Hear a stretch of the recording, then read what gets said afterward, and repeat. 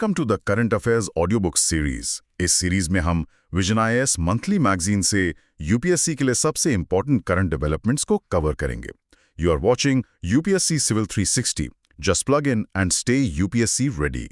Today we are going to discuss economics from the July monthly magazine of vision IAS. इस topic का summary notes और MCQs के लिए हमारा Telegram channel join करें, link description में है। So let's dive deep into the topic. तो सबसे पहले बात करते हैं एक नई और काफ़ी महत्वपूर्ण योजना की, प्राइम मिनिस्टर धन धान्य कृषि योजना। इसे शॉर्ट में PMDDKY कहा जा रहा है। जी। हाल ही में यूनियन बजट 2025-26 की अनाउंसमेंट के तहत सरकार ने स्कीम को अगले 6 सालों के लिए अप्रूव किया है। बिल्कुल, और ये स्कीम काफ़ी हद तक नीति आयोग के एस्पिरेशनल डिस्ट्रिक्ट प्रोग्राम से इंस्पायर्ड लगती है ना? हाँ, लगता तो है। लेकिन इसका फोकस मतलब पूरी तरह से एग्रीकल्चर और उससे जुड़े अलाइड सेक्टर्स पर है। अच्छा, लिमिटेड है, ऐसी समस्याएं प्रमुख है। ओके, तो इसके सेलिएंट फीचर्स क्या हैं, क्या खास है इसमें? थोड़ा विस्तार से बताएं। इसमें काफ़ी कुछ महत्वपूर्ण है। सबसे पहले तो इसके लिए 24,000 करोड़ रुपए का एनुअल बजटरी एलोकेशन रखा गया है। 24,000 करोड़ एनुअली? जी हाँ, एनुअली। और ये अगले 6 इयर्स तक चलेगा, स्टार्टिंग फ्रॉम फाइनेंशियल ईयर 2025-26। ठीक है।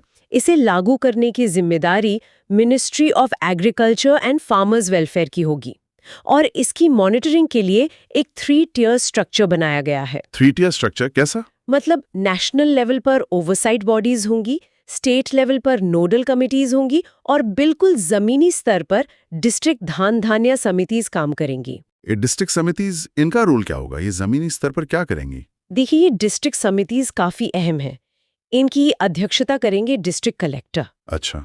और ये स्टेक होल्डर कंसल्टेशंस के जरिए, यानी किसानों, लोकल बॉडीज, एक्सपर्ट्स, इन सब से बातचीत करके हर जिले के लिए एक detailed district agriculture and allied activities plan तैयार करेंगी। ओके, मतलब बॉटम अप अप्रोच एक तरह से। हाँ, कह सकते हैं। और नीति आयोग भी इन प्लान्स को रिव्यू करेगा और जरूरी गाइडेंस देगा। साथ ही हर जिले के लिए सेंट्रल नोडल ऑफिसर्स भी अपॉइंट किए जाएंगे, जो रेगुलरली स्कीम की प्रोग्रेस को रिव्यू करेंगे। इसमें कन्वर्जेंस की बात भी कही गई है, सुना है मैंने। इसका क्या मतलब है? हाँ बिल्कुल, ये एक सैचुरेशन बेस्ड कन्वर्जेंस अप्रोच अपनाएगी। सैचुरेशन बेस्ड कन्वर्जेंस मतलब? इसका मतलब है कि 11 अलग अलग मिनिस्ट्रीज की करीब 36 मौजूदा एग्रीकल्चरल स्कीम्स। 36 स्कीम्स? हाँ, जैसे PM किसान है, PM फसल बीमा योजना वगैरह, उन सबको इस एक योजना के तहत लाया जाएगा। अच्छा। क्यों? ताकि रिसोर्सेज का बेहतर इस्तेमाल हो सके और दोहराव से बचा जा सके, डुप्लीकेशन ना हो। राइट, एफिशिएंसी बढ़ेगी। एग्जैक्टली। प्रोग्रेस को ट्रैक करने के लिए 117 की परफॉर्मेंस इंडिकेटर्स KPIs भी तय किए गए हैं। 117 KPIs, काफी स्पेसिफिक है। जी, और पूरी प्रक्रिया में ट्रांसपेरेंसी लाने के लिए एक डिजिटल डैशबोर्ड होगा, एक फार्मर ऐप होगा, और डिस्ट्रिक्ट रैंकिंग सिस्टम भी डेवलप किया जाएगा। ये तो काफी कॉम्प्रहेंसिव लग रहा है, लेकिन ये 100 डिस्ट्रिक्ट्स, इनका सिलेक्शन कैसे होगा? क्राइटेरिया क्या है? कौन से जिले चुने जाएंगे? नीति आयोग इन 100 डिस्ट्रिक्ट्स को फाइनलाइज करेगा, और इसके लिए 4 की फैक्टर्स देखे जाएंगे। 4 फैक्टर्स कौन कौन से? पहला, लो क्रॉप प्रोडक्टिविटी, यानी वो जिले जहां फसल की पैदावार नेशनल एवरेज से कम है। ठीक। दूसरा, मॉडरेट क्रॉपिंग इंटेंसिटी, जहां ये नेशनल एवरेज जो 155% है उससे कम है। ओके। तीसरा, लो क्रेडिट एक्सेस, मतलब जहां किसानों को बैंक लोन्स या किसान क्रेडिट कार्ड्स आसानी से नहीं मिल पाते। ये तो बड़ी समस्या है। बिल्कुल। और चौथा फैक्टर है ज्योग्राफिक रिप्रेजेंटेशन। Geographic representation? हाँ, ताकि ये इंश्योर हो कि हर स्टेट और यूनियन टेरिटरी से कम एक जिला इस योजना में शामिल हो, बैलेंस बना रहे। समझ गया। अब आते हैं इसके सिग्निफिकेंस पर। भारतीय कृषि में हम जानते हैं कई गहरी समस्याएं हैं जिनका समाधान जरूरी है। लो क्रॉप प्रोडक्टिविटी एक बड़ी चुनौती है। बिल्कुल है, और इसके पीछे कई कारण हैं, जैसे सॉइल क्वालिटी का गिरना, पुरानी फार्मिंग टेक्निक्स, सिंचाई की अपर्याप्त सुविधा, और fragmented land holding. Fragmented land holding मतलब जमीन का छोटे छोटे टुकड़ों में बटा होना। हाँ, NSSO 2019 के आंकड़े बताते हैं कि करीब 86% किसानों के पास 2 हेक्टेयर से भी कम जमीन है। सिर्फ 2 हेक्टेयर से कम?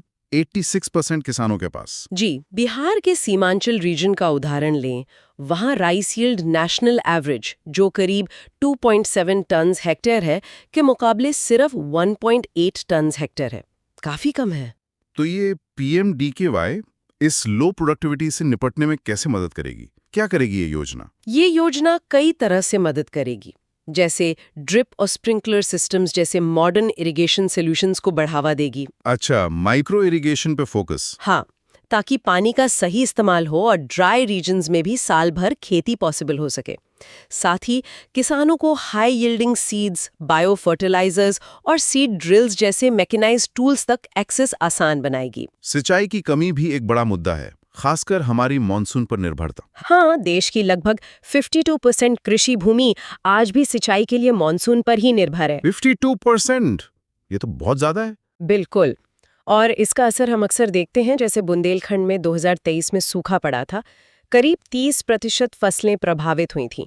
तो PMDDKY का लक्ष्य है वाटर अवेलेबिलिटी सुनिश्चित करना, ताकि इस निर्भरता को कम किया जा सके। किसानों के लिए फाइनेंशियल सपोर्ट की कमी और स्टोरेज फैसिलिटीज का अभाव, ये भी तो बड़ी समस्याएं हैं। अक्सर किसानों के पास हाई क्वालिटी इनपुट्स या मॉडर्न रिसोर्सेज खरीदने के लिए पैसे ही नहीं होते। एकदम सही कहा आपने। PMDDKY इस कमी को पूरा करने के लिए सब्सिडीज देगी, लोन्स मुहैया कराएगी, जैसे किसान क्रेडिट कार्ड्स या नाबार्ड के जरिए। अच्छा, मतलब क्रेडिट एक्सेस बढ़ेगा। जी बिल्कुल। इससे किसान बेहतर बीज, खाद और उपकरण खरीद पाएंगे। और जहां तक स्टोरेज फैसिलिटीज की बात है, हाँ, वो तो बहुत जरूरी है। पोस्ट हार्वेस्ट लॉसेस बहुत होते हैं। हाँ, उनकी कमी से फसल कटाई के बाद काफी नुकसान होता है। ICAR की 2023 की रिपोर्ट बताती है कि लगभग 20% फसलें, खासकर टमाटर और आम जैसी पेरिशेबल आइटम्स, खराब हो जाती हैं। 20%? बाप रे। तो PMDDKY के तहत विलेज और ब्लॉक लेवल पर वेयरहाउसेज और कोल्ड स्टोरेज फैसिलिटीज बनाने पर जोर दिया जाएगा। ये बहुत जरूरी कदम है। अच्छा, लो फार्मर इनकम और अनसस्टेनेबल फार्मिंग प्रैक्टिसेस, ये भी तो चिंता का विषय है।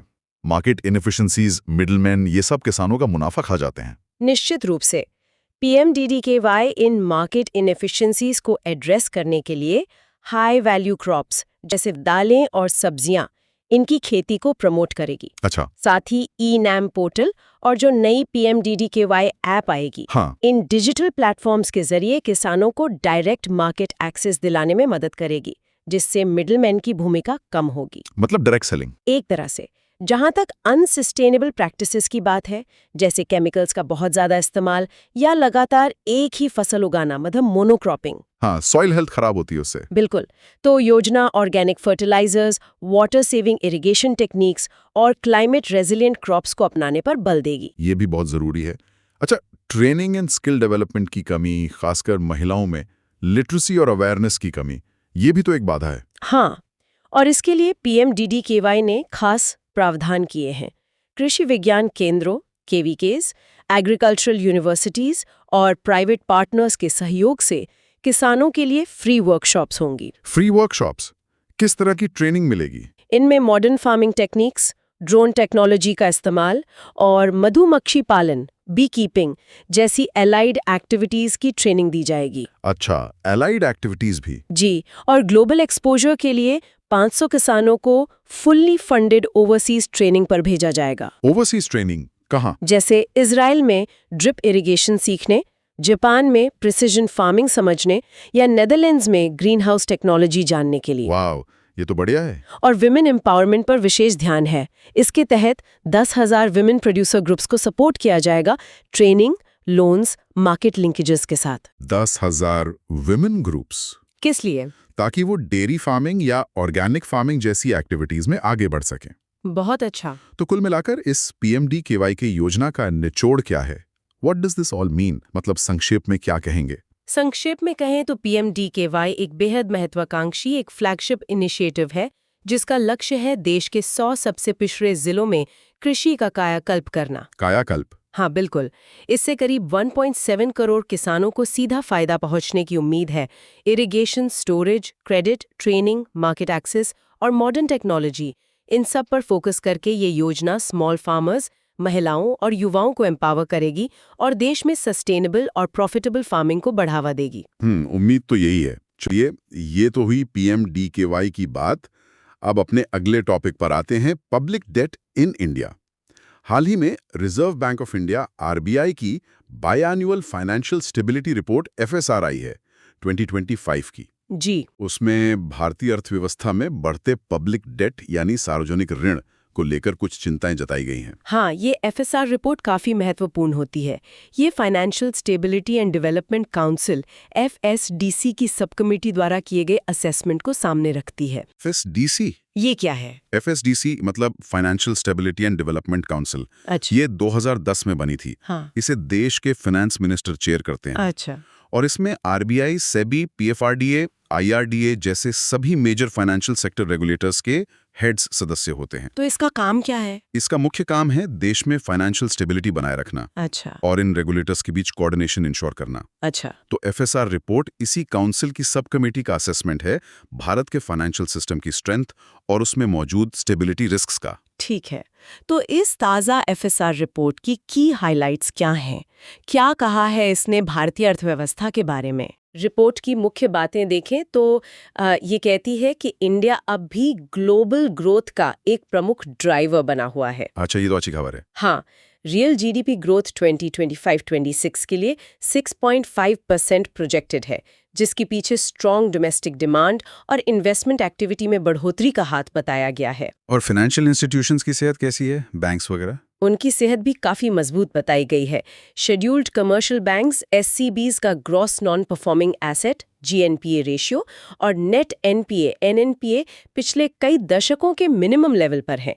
जीएनपीए 2.3% और एनएनपीए सिर्फ 0.5%। मल्टी डेकेडल लो, ये तो बहुत अच्छा है। जी। कॉर्पोरेट सेक्टर का परफॉर्मेंस भी अच्छा है।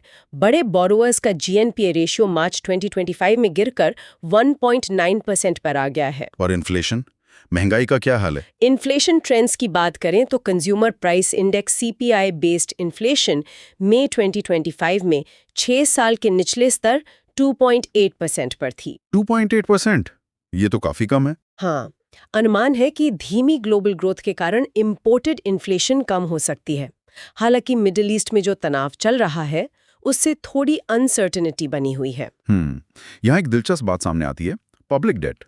रिपोर्ट इशारा करती है कि इंडिया का public debt to GDP ratio 2024 में अपनी कैटेगरी की दूसरी इमर्जिंग मार्केट इकोनॉमीज ईएमईज के मुकाबले काफी हाई रहा है, 80% से ज्यादा। जी हाँ, 80% से ज्यादा। और आईएमएफ का प्रोजेक्शन तो और भी चिंताजनक है। क्या कहता है आईएमएफ? आईएमएफ का अनुमान है कि ग्लोबल पब्लिक डेट 2025 तक 95% ऑफ जीडीपी से ऊपर और 2030 के अंत तक 100% ऑफ जीडीपी तक पहुंच सकता है। 100% ऑफ जीडीपी? बाप रे। अच्छा, पहले ये बताइए कि पब्लिक डेट होता क्या है, सरल शब्दों में। देखिए, पब्लिक डेट, जिसे नेशनल डेट भी कहते हैं, ये वो अक्यूमुलेटेड बोरोइंग्स है, मतलब कुल उधार है जो सरकार, केंद्र और राज्य दोनों और दूसरी पब्लिक सेक्टर बॉडीज ने प्राइवेट सेक्टर से लिया होता है। प्राइवेट सेक्टर मतलब? जैसे बैंक, कंपनियां, आम नागरिक, इनसे और फॉरेन गवर्नमेंट्स या इंस्टीट्यूशन से भी। इसमें सेंट्रल और स्टेट गवर्नमेंट्स का सारा कर्ज शामिल होता है, सिवाय उनके आपसी लेन देन के। अच्छा, तो भारत का टोटल पब्लिक डेट कितना है अभी अंदाजन? यूनियन बजट 2025-26 के अनुसार इंडिया का टोटल पब्लिक डेट लगभग 18,17,484 करोड़ था। 18,000 लाख करोड़ से ज्यादा? जी।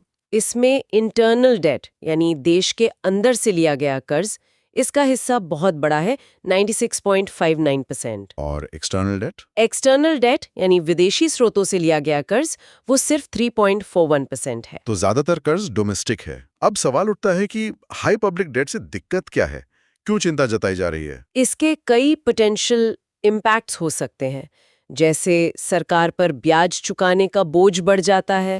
वो तो है। फिर विकास कार्यों के लिए सरकार के पास पैसा कम बचता है, लिमिटेड फिस्कल स्पेस, महंगाई बढ़ने का खतरा रहता है, पोटेंशियल इन्फ्लेशनरी प्रेशर्स। अच्छा, महंगाई कैसे? अगर सरकार ज्यादा बोरो करके खर्च करती है तो इकोनॉमी में मनी सप्लाई बढ़ सकता है, जिससे इन्फ्लेशन बढ़ सकती है। ठीक है। और प्राइवेट इन्वेस्टमेंट में कमी आ सकती है, जिसे क्राउडिंग आउट कहते हैं। क्राउडिंग आउट, वो क्या होता है? मतलब जब सरकार ज्यादा बोरो करती है तो फंड्स की डिमांड बढ़ती है, इंटरेस्ट रेट्स बढ़ सकते हैं, जिससे प्राइवेट कंपनीज के लिए बोरो करना महंगा हो जाता है और वो इन्वेस्टमेंट कम कर सकती हैं।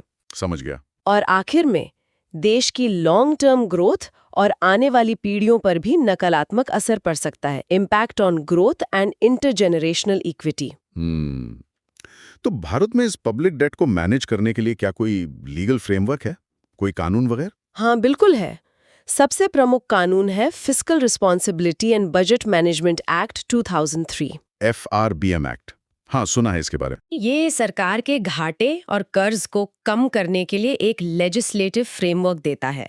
इसका टारगेट था कि सेंट्रल गवर्नमेंट डेट को जीडीपी के 40% और general government debt central plus state को जीडीपी के 60% तक लाया जाए बाय 2024-25। तो क्या ये टारगेट अचीव हुआ? नहीं, कोविड और दूसरे कारणों से ये टारगेट्स अचीव नहीं हो पाए। अच्छा, और कोई कानून? हाँ, आरबीआई एक्ट 1934 का सेक्शन 20 पहले आरबीआई को सेंट्रल गवर्नमेंट का पब्लिक डेट मैनेज करने का अधिकार देता था। फिर आया गवर्नमेंट सिक्योरिटीज एक्ट 2006, जिसने पुराने पब्लिक डेट एक्ट 1944 को रिप्लेस किया और गवर्नमेंट सिक्योरिटीज और उनके मैनेजमेंट से जुड़े कानूनों को कंसोलिडेट और अमेंड किया। ठीक है, तो भारत में ये हाई पब्लिक डेट के मुख्य रीजंस क्या रहे हैं? कर्ज इतना बढ़ा क्यों? इसके पीछे कई वजह हैं। पहला, परसिस्टेंट फिस्कल डेफिसिट्स, मतलब सरकार का खर्चा लगातार उसकी आमदनी से ज्यादा रहा है।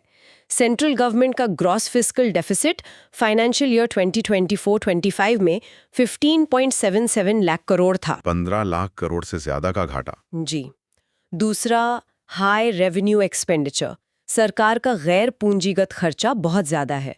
FY 24-25 में टोटल एक्सपेंडिचर 46.56 लाख करोड़ था, जिसमें से रेवेन्यू एक्सपेंडिचर मतलब? जैसे सब्सिडीज, फूड, फर्टिलाइजर, फ्यूल पर, सरकारी कर्मचारियों की सैलरी, पेंशन्स वगैरह, ये करीब 36.04 लाख करोड़ था। अच्छा, मतलब ज्यादातर खर्चा रनिंग कॉस्ट्स में जा रहा है। कह सकते हैं। तीसरा, एक्सटर्नल डेट ग्रोथ, भारत का विदेशी कर्ज भी बढ़ा है। मार्च 2025 के अंत तक ये 10% बढ़कर $736.3 बिलियन हो गया। $736 बिलियन? हाँ, और चौथा कारण है पैंडेमिक एरा स्पेंडिंग। कोविड-19 महामारी के दौरान हेल्थ केयर और लोगों की मदद के लिए जो अतिरिक्त खर्च हुए, उसने भी सेंट्रल गवर्नमेंट के डेट को बढ़ाया। हाँ, वो तो जरूरी भी था। तो अब आगे की राह क्या है? इस चुनौती से निपटने के लिए क्या कदम उठाए जा सकते हैं? What is the way forward? करना। सरकार ने टारगेट भी रखा है 2026-27 फाइनेंशियल ईयर से सेंट्रल गवर्नमेंट के डेट जीडीपी रेशियो को घटाकर मार्च 31, 2031 तक 50 ±1% तक लाने का। 50% तक लाने का टारगेट। जी, 50 ±1%। दूसरा, एक्टिव डेट मैनेजमेंट अपनाना। Active debt management? जी, ये क्या है? इसके तहत बॉन्ड स्विचिंग जैसे मैकेनिज्म का इस्तेमाल हो रहा है। इसमें existing shorter duration sovereign bonds को लॉन्ग ड्यूरेशन पेपर से रिप्लेस किया जाता है। अच्छा, ताकि रीपेमेंट का बोझ तुरंत न पड़े। बिल्कुल। इसी वजह से outstanding central government market borrowings की वेटेड एवरेज मैच्योरिटी 2018-19 में 10.4 साल से बढ़कर 2024-25 में 13.2 साल हो गई है। ठीक है। तीसरा, सब्सिडी रैशनलाइजेशन और टैक्स रिफॉर्म्स पर काम करना। जैसे पहाल स्कीम के तहत करीब 4 करोड़ डुप्लीकेट LPG कनेक्शंस बंद किए गए। हाँ, ये तो सुना था। और GST कंप्लायंस बढ़ाने के लिए ई-इनवॉइसिंग और AI बेस्ड एनालिटिक्स जैसे कदम उठाए जा रहे हैं। ओके, और? चौथा सुझाव है एक independent public debt management authority बनाने का। इंडिपेंडेंट अथॉरिटी क्यों?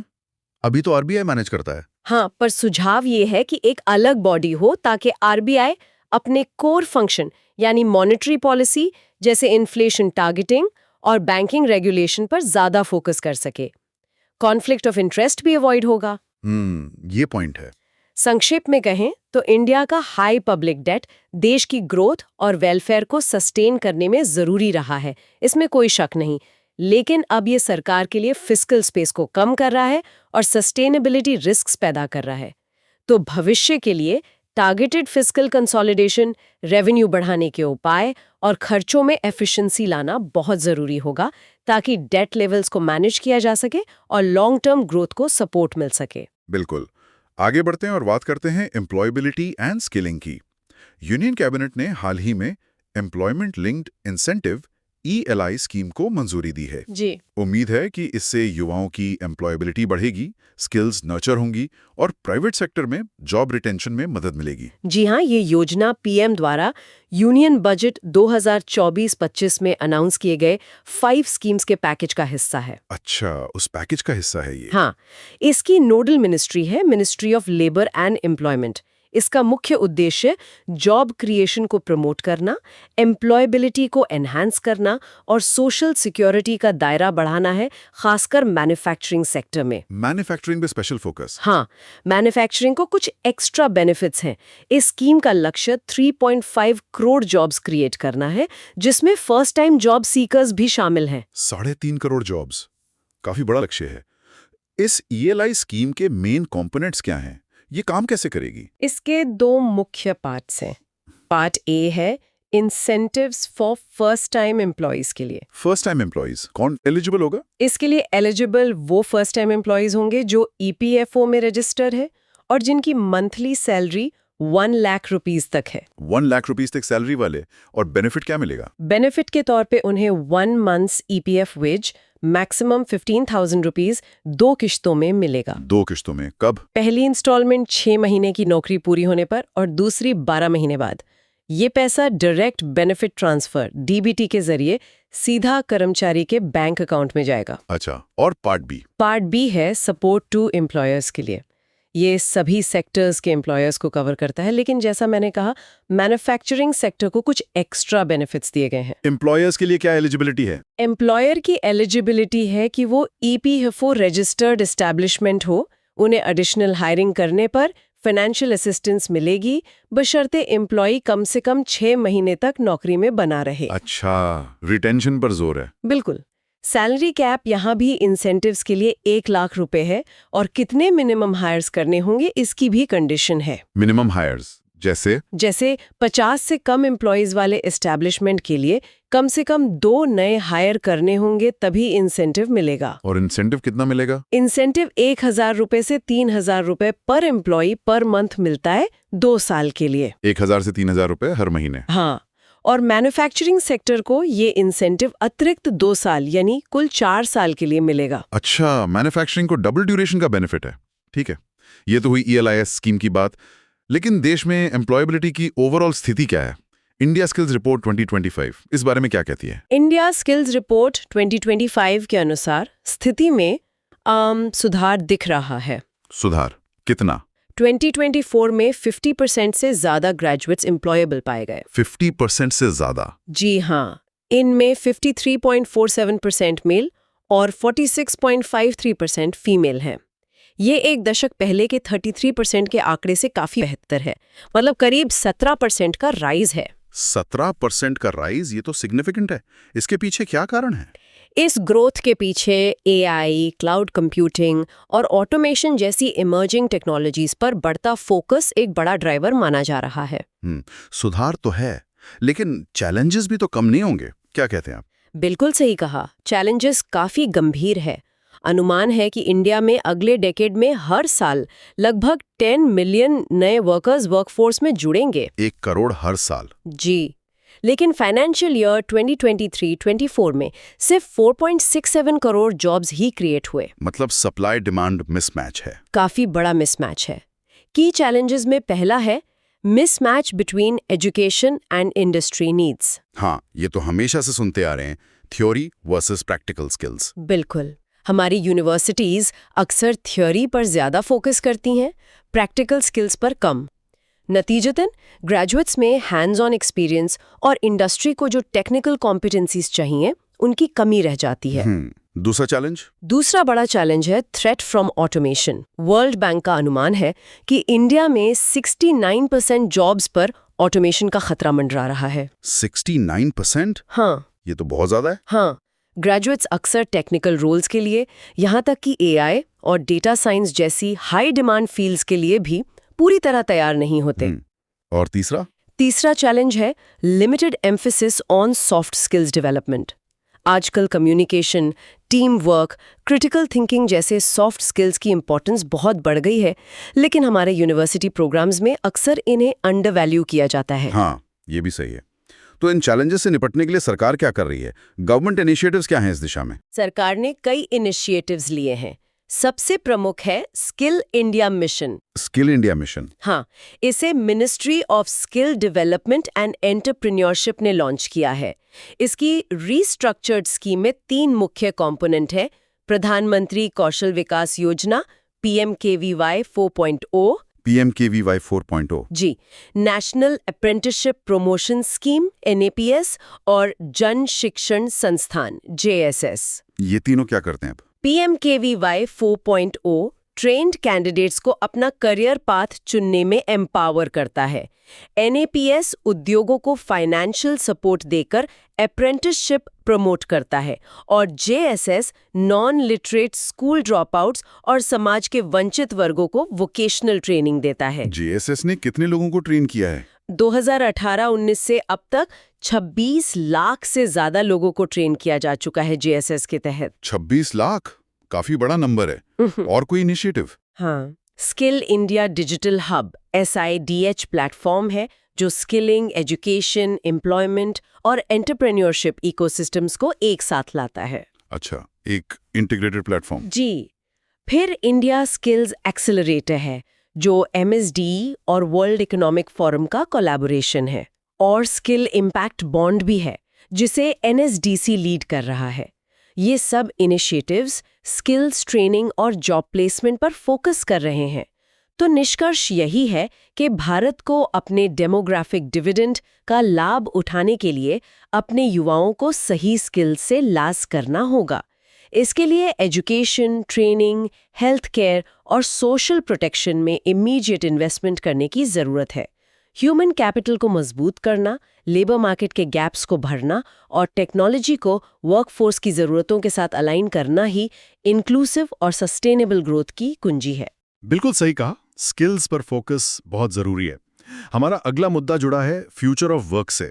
ये चर्चा तब तेज हुई जब हाल ही में टाटा कंसल्टेंसी सर्विसेज ने करीब 12,000 एम्प्लॉयज को ले ऑफ करने की घोषणा की। जी हाँ, और एक्सपर्ट्स का मानना है कि ये घटना फ्यूचर ऑफ वर्क के बदलते परिदृश्य को दिखाती है, जहां ऑटोमेशन और आर्टिफिशियल इंटेलिजेंस AI के कारण सिग्निफिकेंट जॉब डिस्प्लेसमेंट देखने को मिल रहा है। सिर्फ TCS ही नहीं, और भी कंपनियों ने ले ऑफ्स किए हैं। हाँ, मेटा, Amazon जैसी बड़ी मल्टीनेशनल कॉर्पोरेशंस MNCs ने भी इस साल दुनिया भर में 1,05,000 से ज्यादा पोजीशंस खत्म की हैं। 1 लाख से ज्यादा? जी, ले ऑफ्स लैंडस्केप स्टडी के अनुसार, और इनमें से करीब 20% ले ऑफ्स इंडिया में हुए हैं। 20% इंडिया में? मतलब 20,000 से ज्यादा? हाँ, बताया जा रहा है कि लगभग 45% ले ऑफ्स HR, सपोर्ट, कंटेंट और कोडिंग रोल्स में हुए हैं। लेकिन TCS ने तो कहा कि ये स्किल्स मिसमैच की वजह से, AI की वजह से नहीं। हाँ, TCS ने ये क्लैरिफाई किया है। फिर भी इसने फ्यूचर ऑफ वर्क और खासकर यूथ अनएम्प्लॉयबिलिटी को लेकर चिंताएं जरूर बढ़ा दी हैं, इसमें कोई शक नहीं। ये ले ऑफ्स लीगली कैसे डिफाइंड है? कानून क्या कहता है इस बारे में? इंडस्ट्रियल डिस्प्यूट्स एक्ट 1947 के तहत ले ऑफ का मतलब है एम्प्लॉयर का किसी वर्कमैन को एम्प्लॉयमेंट देने में फेलियर, रिफ्यूजल या इनएबिलिटी। वर्कमैन मतलब? वर्कमैन जो उसके वर्कर लिस्ट में शामिल है और जिसका नाम हटाया नहीं गया है, और ये फेलियर कुछ खास वजहों से होना चाहिए। क्या वजहें हो सकती हैं? जैसे कोयले, बिजली या कच्चे माल की कमी, स्टॉक जमा हो जाना, मशीनरी खराब हो जाना या कोई प्राकृतिक आपदा। अच्छा, क्या सॉफ्टवेयर इंजीनियर्स भी वर्कमैन माने जाते हैं इस एक्ट के तहत? दिलचस्प बात यह है कि कर्नाटका हाईकोर्ट ने एक मामले में सॉफ्टवेयर इंजीनियर्स को भी इंडस्ट्रियल डिस्प्यूट्स एक्ट 1947 के तहत वर्कमैन माना था। अच्छा, तो ले ऑफ से जुड़े लीगल प्रोविजंस क्या हैं? कर्मचारियों के क्या अधिकार हैं? इंडस्ट्रियल डिस्प्यूट्स एक्ट 1947 तो की लीगल फ्रेमवर्क है ही। इसके अलावा हाल ही में जो 4 लेबर कोड्स लाए गए हैं वो भी रेलेवेंट है। 4 लेबर कोड्स कौन कौन से? पहला, कोड ऑन इंडस्ट्रियल रिलेशंस।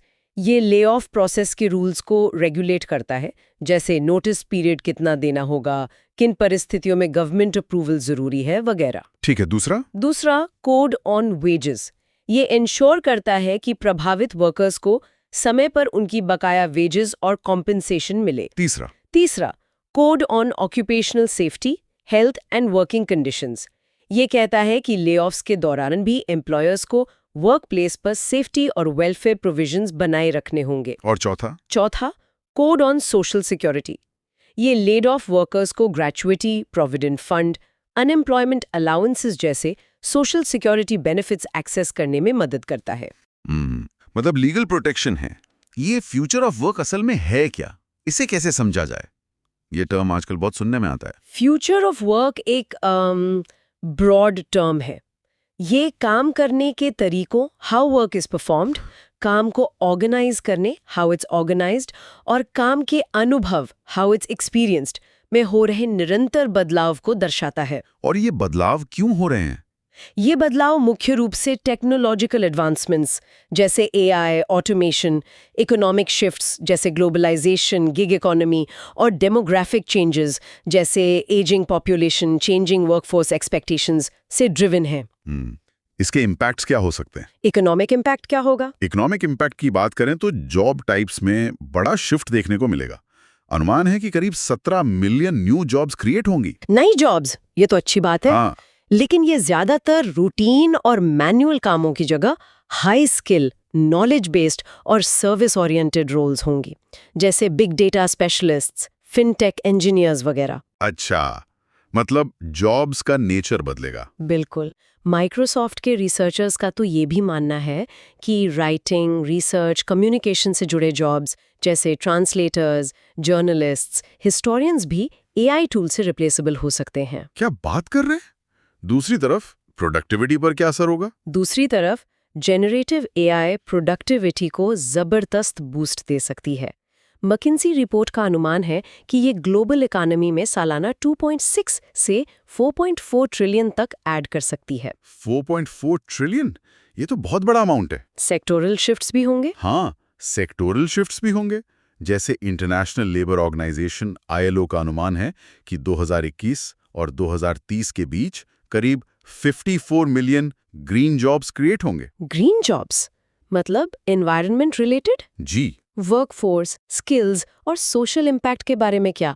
इन पर क्या असर पड़ेगा? वर्कफोर्स और स्किल्स इम्पैक्ट बहुत गहरा होगा।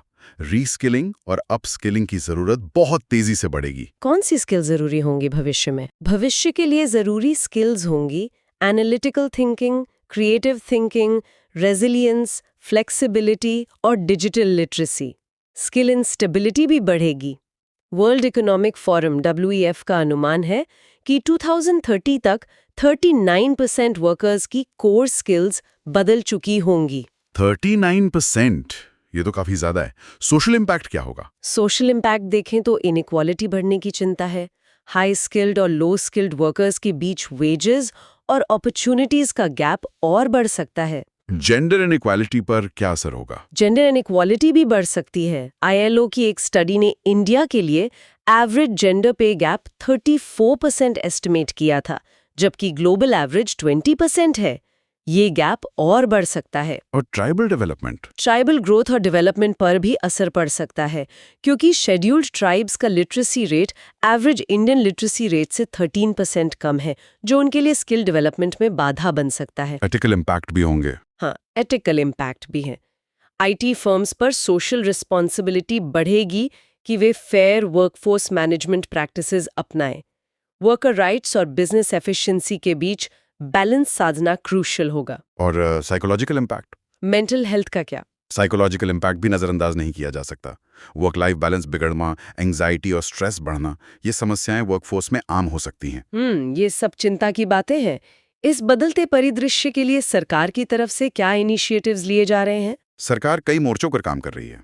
स्किलिंग के लिए प्रधानमंत्री कौशल विकास योजना, PMKVY और फ्यूचर स्किल्स प्राइम चल रहे हैं। फ्यूचर स्किल्स प्राइम नेस्कॉम और मीटी का जॉइंट इनिशिएटिव है। अच्छा। न्यू टेक अडॉप्शन के लिए उसके लिए AI फॉर इंडिया 2030 इनिशिएटिव, मीटी द्वारा, और national mission on interdisciplinary cyber physical system NMICPS, DST द्वारा जैसे कार्यक्रम हैं। और हेल्थ एंड वेलबींग के लिए उसके लिए नेशनल टेलीमेंटल हेल्थ प्रोग्राम भी शुरू किया गया है।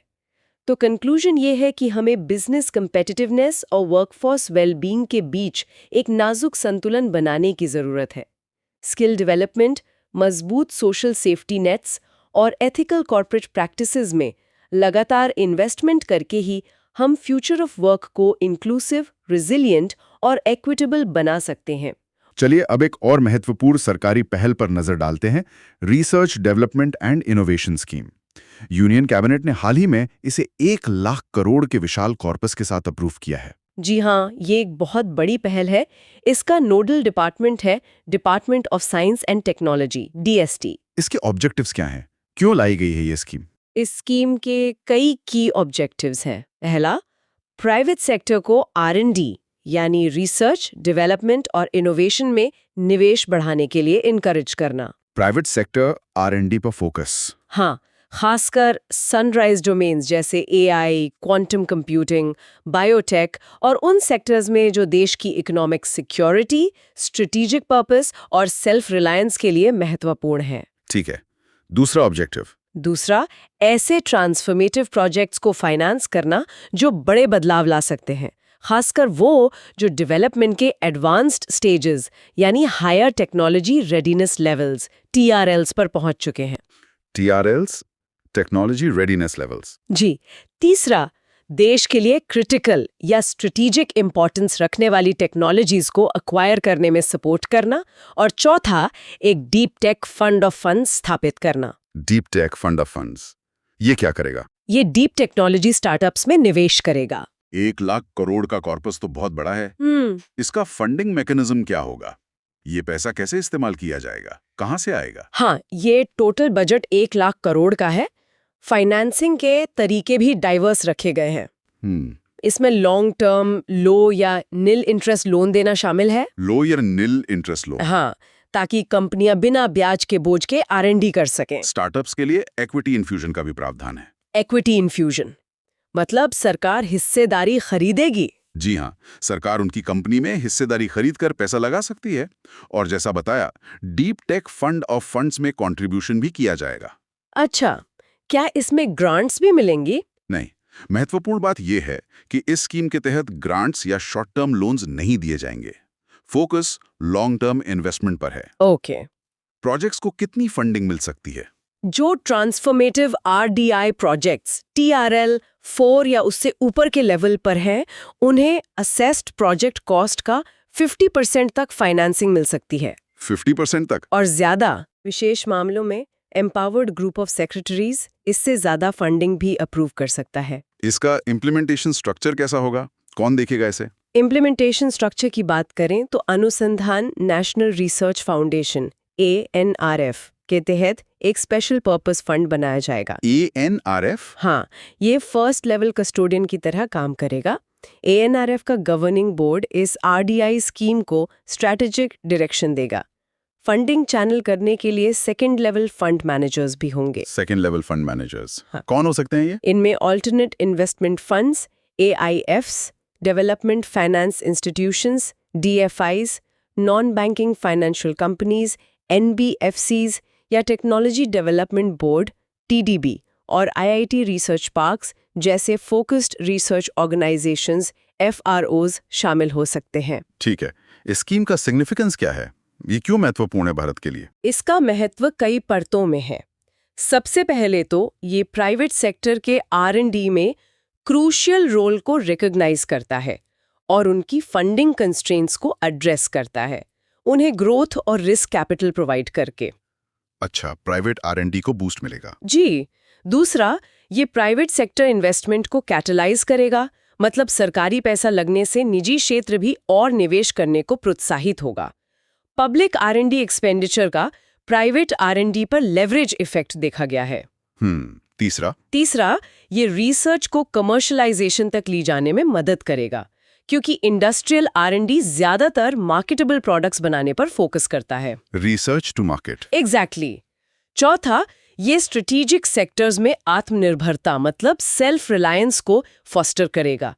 और पांचवा, ये हाई स्किल जॉब्स क्रिएट करेगा, खासकर साइंस और टेक्नोलॉजी ग्रेजुएट्स के लिए। ये तो बहुत सकारात्मक लग रहा है।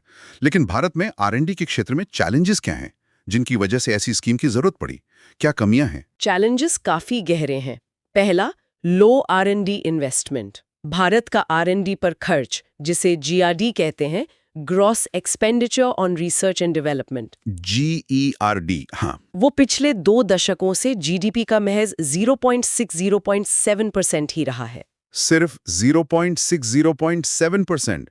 ये तो बहुत कम है। हाँ, जबकि साउथ कोरिया 4.8% या इजराइल 5.6% जैसे देश कहीं ज्यादा खर्च करते हैं। दूसरा चैलेंज, प्राइवेट सेक्टर का कंट्रीब्यूशन बहुत कम है। फाइनेंशियल ईयर 2021-22 में प्राइवेट सेक्टर ने भारत के कुल जीआरडी का सिर्फ 36.4% कंट्रीब्यूट किया। सिर्फ 36%। सिर्फ, जबकि यूएस और चाइना में यूएस या चाइना जैसे देशों में ये आंकड़ा 70% से ज्यादा है। बाप रे, इतना अंतर। तीसरा, स्टेट लेवल फंडिंग भी लिमिटेड है। 2020-21 में राज्यों ने नेशनल R&D स्पेंडिंग का सिर्फ 6.7% हिस्सा ही कंट्रीब्यूट किया। राज्यों का कंट्रीब्यूशन भी कम है।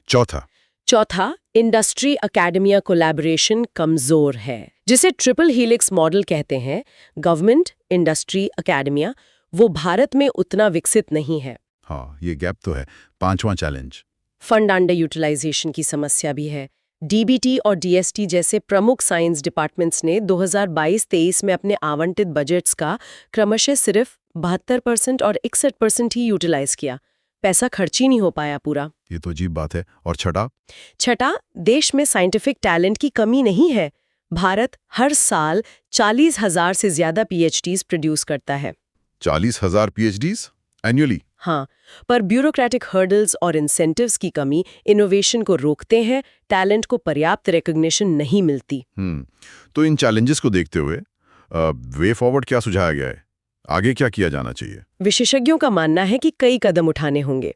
पहला, GRD को GDP के कम से कम 2% तक बढ़ाना होगा बाय 2030। 2% of GDP by 2030? जी, जैसा कि national science, technology and innovation STI policy में टारगेट रखा गया है। दूसरा, प्राइवेट इन्वेस्टमेंट को इंसेंटिवाइज करना होगा, tax rebates, innovation linked funding जैसे तरीकों से। ठीक। तीसरा, इससे राज्यों को भी R&D में आगे आना होगा। इसके लिए state science, technology and innovation councils establish की जा सकती हैं जो लोकलाइज्ड R&D रोड मैप्स बनाएं। स्टेट्स का रोल भी इंपॉर्टेंट है। चौथा, इंस्टीट्यूशनल स्ट्रक्चर्स को स्ट्रेंथन करना होगा, जैसे CSIR के इनोवेशन हब्स मॉडल को अपनाया जा सकता है। पांचवा, इंडस्ट्री अकेडमिया कोलैबोरेशन को फॉस्टर करना होगा। इसरो का मॉडल इसमें एक अच्छा उदाहरण है। इसरो मॉडल कैसे? जैसे इसरो इंडस्ट्री के साथ मिलकर काम करता है। छठा, एफिशिएंट रिसोर्स यूटिलाइजेशन इंश्योर करना होगा, शायद आउटपुट बेस्ड फंडिंग मॉडल अपनाकर। आउटपुट बेस्ड फंडिंग मतलब रिजल्ट्स पर फंडिंग। हाँ, और सातवां, साइंटिफिक टैलेंट को रिकॉग्नाइज और रिटेन करने पर ध्यान देना होगा। इसके लिए prime minister's research fellows, CURIE, KIRAN जैसी स्कीम्स को और एक्सपैंड किया जा सकता है। इस RDI स्कीम के अलावा सरकार के अन्य प्रमुख R&D इनिशिएटिव्स कौन से हैं और क्या चल रहा है? सरकार ने हाल के वर्षों में कई और महत्वपूर्ण इनिशिएटिव्स लिए हैं, जैसे अनुसंधान नेशनल रिसर्च फाउंडेशन ANRF। हाँ, इसका जिक्र पहले भी आया था। जी, इसका उद्देश्य ही R&D फंडिंग को स्ट्रीमलाइन करना और इंडस्ट्री एकेडमिया पार्टनरशिप्स को प्रमोट करना है। फिर नेशनल AI मिशन है, AI रिसर्च और एप्लीकेशंस को एडवांस करने के लिए। AI एम भी है शायद। हाँ, अटल इनोवेशन मिशन, ये स्कूल्स और यूनिवर्सिटीज में इनोवेशन और स्टार्टअप्स को बढ़ावा दे रहा है, ATLs, इंक्यूबेशन सेंटर्स के जरिए।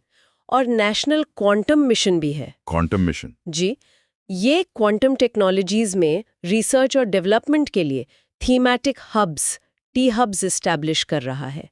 ये सभी मिलकर भारत को एक इनोवेशन ड्रिवन इकोनॉमी बनाने की दिशा में काम कर रहे हैं। काफी कुछ हो रहा है R&D सेक्टर में। उम्मीद है ये R&D स्कीम इसमें और तेजी लाएगी। अब रुक करते हैं फाइनेंशियल इंक्लूजन की तरफ। RBI का financial inclusion index FI index हाल ही में जारी हुआ और इसमें अच्छी बढ़ोतरी देखने को मिली है। इंडेक्स 2025 में बढ़कर 67 हो गया है जी, जो 2021 के लेवल से 24.3% ज्यादा है। ये तो अच्छी खबर है। हाँ, ये एक बहुत सकारात्मक संकेत है। FI इंडेक्स देश भर में फाइनेंशियल इंक्लूजन की स्थिति को मापता है। इसमें बैंकिंग, इन्वेस्टमेंट, इंश्योरेंस, पोस्टल और पेंशन सेक्टर्स सब शामिल हैं। सभी सेक्टर्स? जी, इस ग्रोथ का मतलब है कि इन सभी क्षेत्रों में लोगों की पहुंच और भागीदारी बढ़ी है। इंडेक्स के तीनों सब इंडिसेस, एक्सेस, यूजेज और क्वालिटी तीनों में इम्प्रूवमेंट देखा गया है। एक्सेस, यूजेज, क्वालिटी तीनों में। जी, जो दिखाता है कि सरकार और आरबीआई द्वारा चलाए जा रहे फाइनेंशियल इंक्लूजन और लिटरेसी इनिशिएटिव्स कारगर साबित हो रहे हैं। इस एफआई इंडेक्स के बारे में थोड़ा और विस्तार से बताएं, ये कैसे काम करता है, इसका स्केल क्या है? फाई इंडेक्स 0 से 100 के स्केल पर काम करता है। 0 का मतलब है कंप्लीट फाइनेंशियल एक्सक्लूजन, मतलब कोई भी वित्तीय सेवाओं का इस्तेमाल नहीं कर रहा, और 100 का मतलब है फुल फाइनेंशियल इंक्लूजन, यानी सभी लोग सभी जरूरी वित्तीय सेवाओं का लाभ उठा रहे हैं। 0 से 100 तक, ठीक है। इसका बेस ईयर क्या है? इसकी एक खास बात यह है कि इसका कोई बेस ईयर नहीं है। ये 2021 से हर साल एनुअली रिलीज हो रहा है और ये उस साल तक हुई क्यूमुलेटिव प्रोग्रेस को दर्शाता है। अच्छा, क्यूमुलेटिव प्रोग्रेस दिखाता है। और वो 3 पैरामीटर्स क्या थे?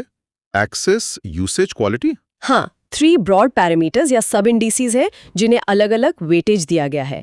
पहला है एक्सेस, वेट 35%। एक्सेस में क्या आता है? इसमें 26 इंडिकेटर्स हैं। ये सप्लाई साइड को देखता है, यानी फिजिकल और डिजिटल फाइनेंशियल इंफ्रास्ट्रक्चर कितना उपलब्ध है, जैसे bank branches, ATMs, banking correspondence की संख्या वगैरह। ठीक है। दूसरा है यूसेज। हाँ, यूसेज। इसका वेट सबसे ज्यादा है 45%। इसमें 52 इंडिकेटर्स हैं। ये डिमांड साइड को मापता है, यानी लोग उपलब्ध फाइनेंशियल इंफ्रास्ट्रक्चर का कितना इस्तेमाल कर रहे हैं। यूसेज में क्या इंडिकेटर्स होंगे? जैसे कितने लोगों के खाते हैं, कितने लोग डिजिटल पेमेंट्स कर रहे हैं, यूपीआई वॉल्यूम्स कितने हैं, क्रेडिट पेनिट्रेशन कितना है, ये सब। और तीसरा क्वालिटी, इसका वेट 20%। जी, क्वालिटी वेट 20%। इसमें 19 इंडिकेटर्स हैं। ये फाइनेंशियल इंक्लूजन की गुणवत्ता को देखता है। गुणवत्ता मतलब? इसमें financial literacy, consumer protection, grievance redressal mechanisms की इफेक्टिवनेस, ये सब पहलू शामिल हैं। समझ गया। Access, usage and quality. भारत में फाइनेंशियल इंक्लूजन को बढ़ाने वाले की ड्राइविंग फैक्टर्स क्या रहे हैं? ये प्रोग्रेस कैसे हुई, किसने की? इसके पीछे कई फैक्टर्स का मिलाजुला योगदान है।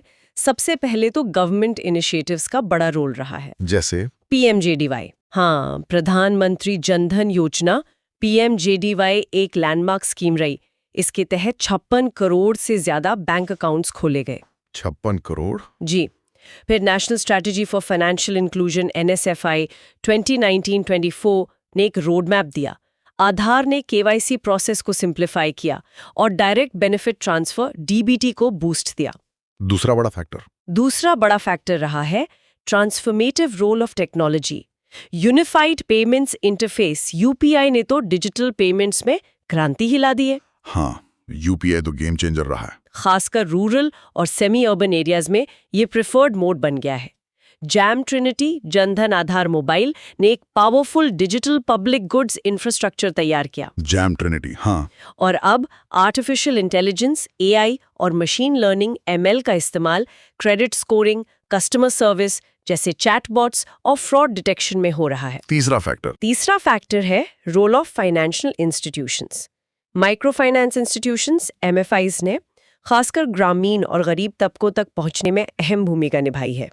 इंडिया MFI आउटरीच में ग्लोबली सेकंड लार्जेस्ट है। अच्छा। और SHGs, सेल्फ हेल्प ग्रुप्स, जिनमें ज्यादातर महिलाएं 84.25% शामिल हैं, देश में 13.4 मिलियन से ज्यादा SHGs हैं। इन्होंने वित्तीय समावेशन और महिला सशक्तिकरण में बहुत बड़ा योगदान दिया है। बैंक सखीज भी हैं शायद? हाँ, बैंक सखीज लास्ट माइल डिलीवरी इंश्योर कर रही हैं और कमर्शियल बैंक्स पर प्रायोरिटी सेक्टर लेंडिंग PSL का मैंडेट भी फाइनेंशियल इंक्लूजन को पुश करता है। तो मल्टी प्रॉन्ग्ड एफर्ट रहा है। ये तो हुई प्रोग्रेस की बात, लेकिन अभी भी चैलेंजेस क्या हैं? कहाँ सुधार की गुंजाइश है? सब ठीक तो नहीं होगा? नहीं, चैलेंजेस अभी भी कई हैं। पहला, अकाउंट इनएक्टिविटी।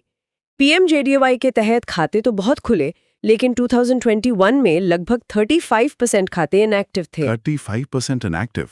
क्यों? कारण हो सकते हैं बैंकों पर भरोसे की कमी, बैंक ब्रांच का दूर होना, खातों में पर्याप्त पैसा न होना, फाइनेंशियल लिटरेसी की कमी। कई कारण हैं। दूसरा चैलेंज, जेंडर डिस्पैरिटीज। महिलाओं की फाइनेंशियल इंक्लूजन में प्रगति हुई है, लेकिन डिजिटल पेमेंट्स जैसे क्षेत्रों में अभी भी गैप है। 45% पुरुषों के मुकाबले सिर्फ 32% महिलाएं ही डिजिटल पेमेंट करती हैं। ये गैप तो कम होना चाहिए। तीसरा, रूरल बैरियर्स, गांव में इंफ्रास्ट्रक्चर की कमी, कम digital penetration. Rural smartphone penetration सिर्फ 28% है। ये अभी भी बड़ी बाधाएं हैं। चौथा, फाइनेंशियल इलिटरेसी, खासकर महिलाओं और वंचित वर्गों में, ये लोगों को वित्तीय सेवाओं का सही इस्तेमाल करने से रोकती है। पांचवा, डिजिटल डिवाइड, टेक्नोलॉजी तक पहुंच और उसे इस्तेमाल करने की क्षमता में असमानता।